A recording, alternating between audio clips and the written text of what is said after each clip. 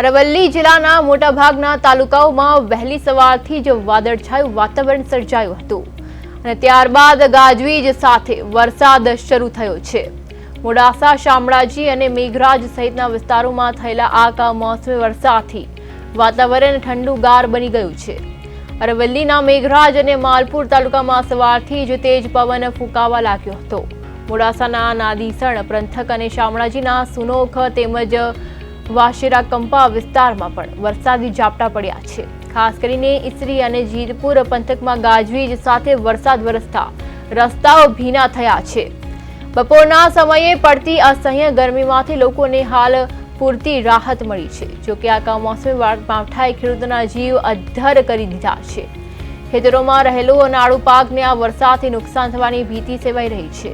જિલ્લામાં પવનના કારણે કેટલાક સ્થળોએ ધૂળની ડમરીઓ પણ ઉડી હતી, પરંતુ ત્યારબાદ વરસાદ પડતા ધૂળ શમી ગઈ હતી અને તાપમાનમાં ઘટાડો નોંધાયો હતો। હાલ સમગ્ર જિલ્લામાં વાદળછાયું વાતાવરણ અને ઠંડુ પવન ફૂંકાઈ રહ્યો છે।